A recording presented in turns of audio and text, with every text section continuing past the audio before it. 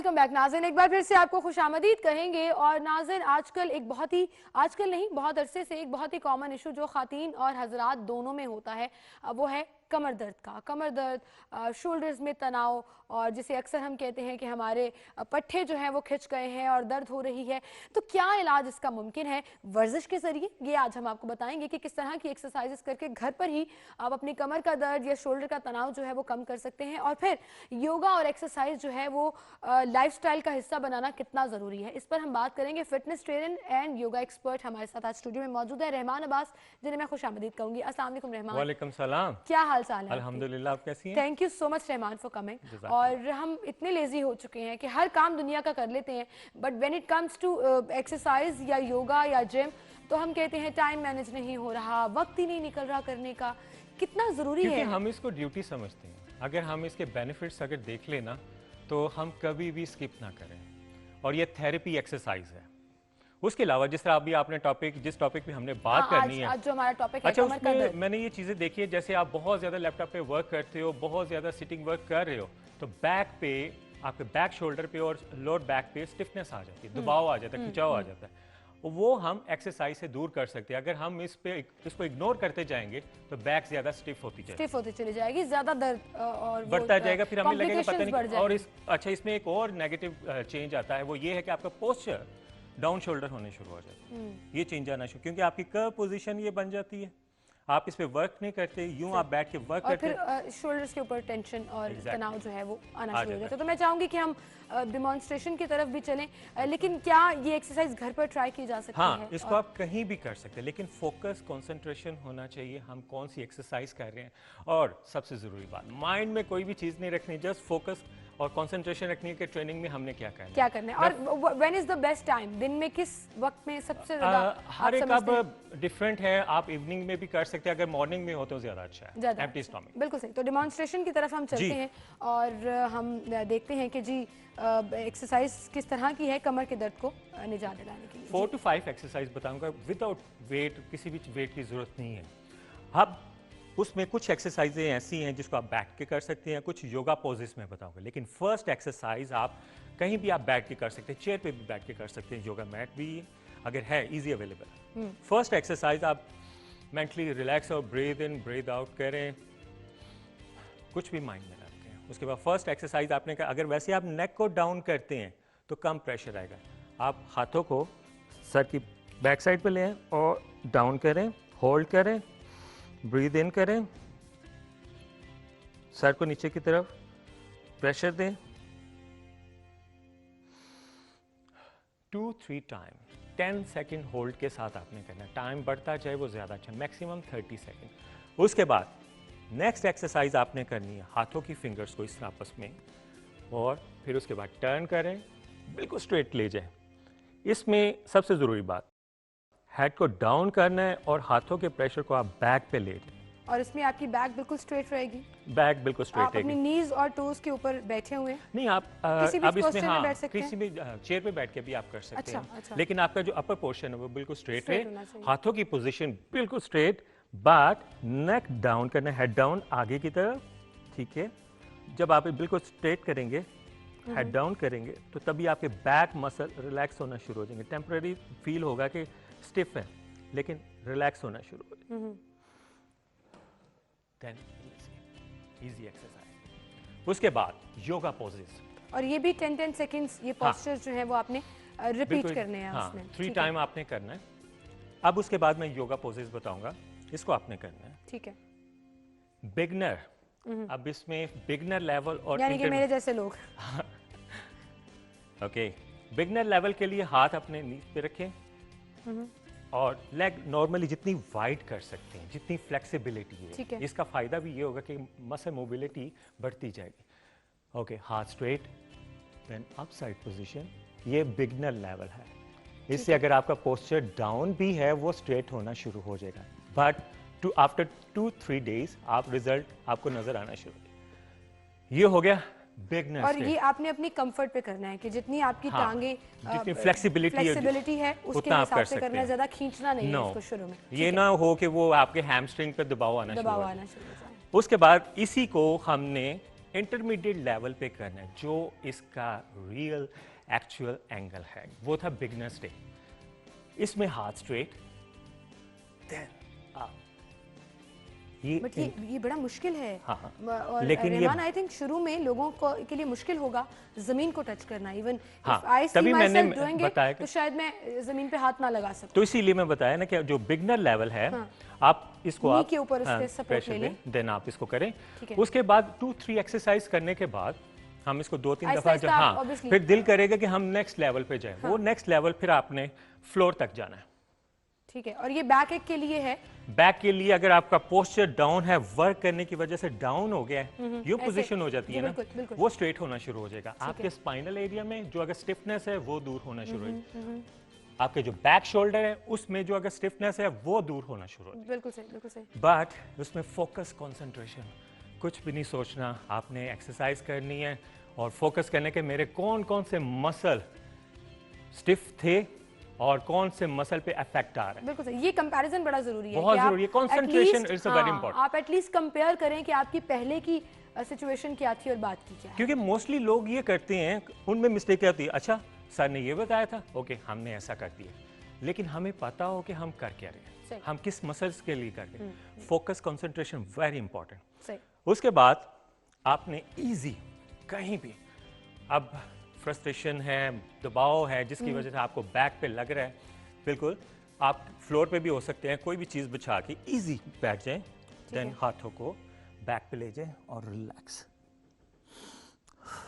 इसमें भी आपने हेड डाउन नहीं करना। हाँ, नीज राइट टू तक। लेफ्ट आपने करना है, जिस तरह आप इजी कंफर्टेबल फील करें। ठीक है। Breathe in, breathe out.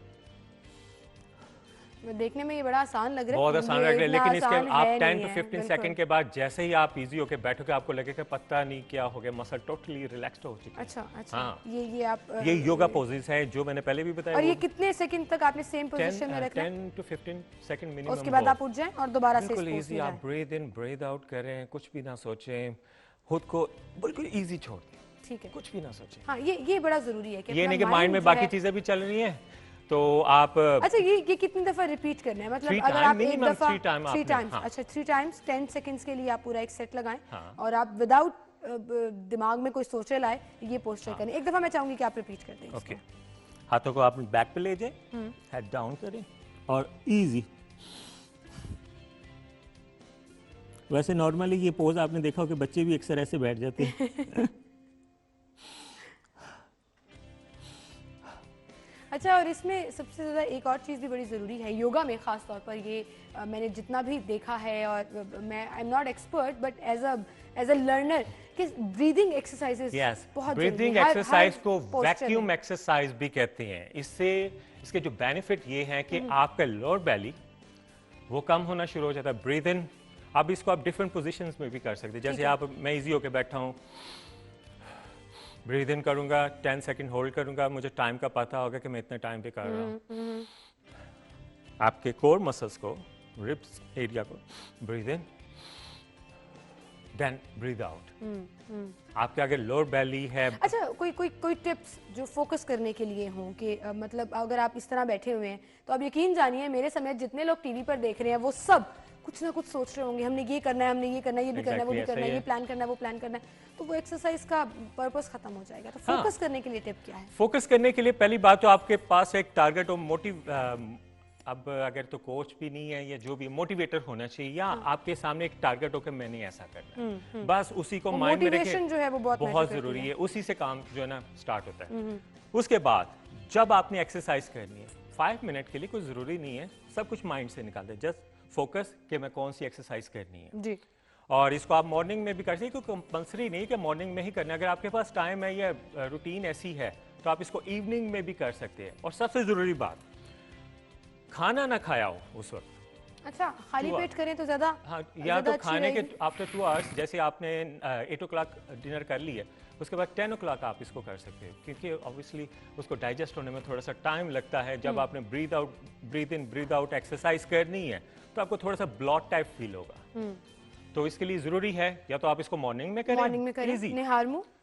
हाँ, एम्प्टी स्टमक जो है ना। उसके बाद आप 10 to 15 मिनट्स के बाद आप ब्रेकफास्ट कर सकते हैं। ठीक है।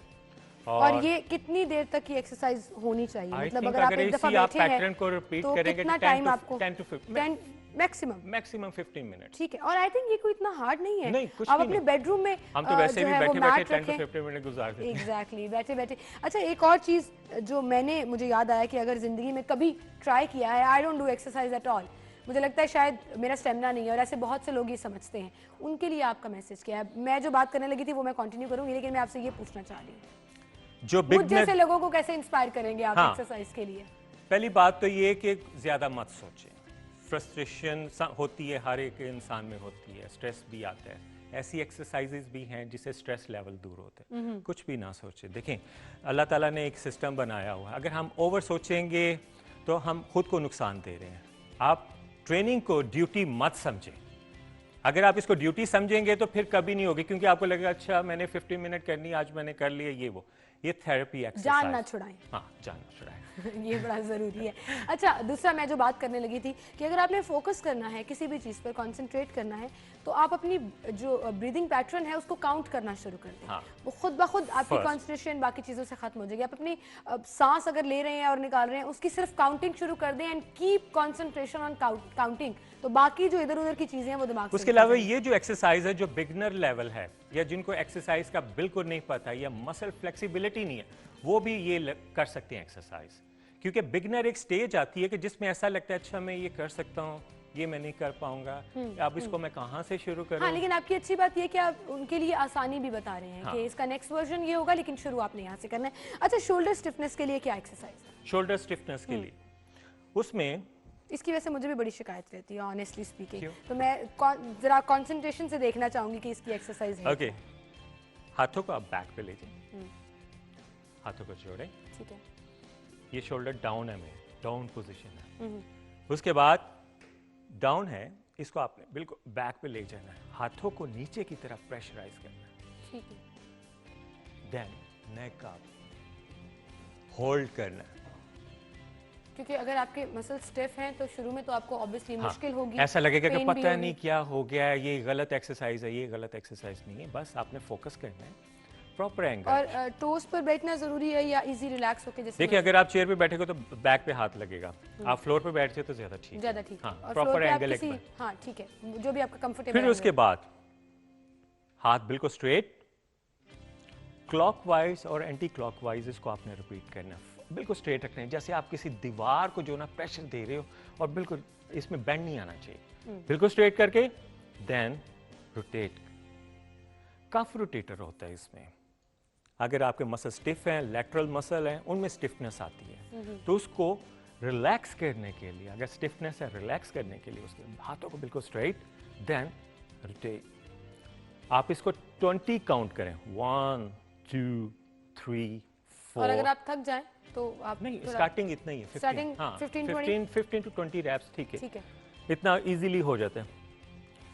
उसके बाद फौरन स्विच करें दूसरा एंगल, एंटी क्लॉकवाइज।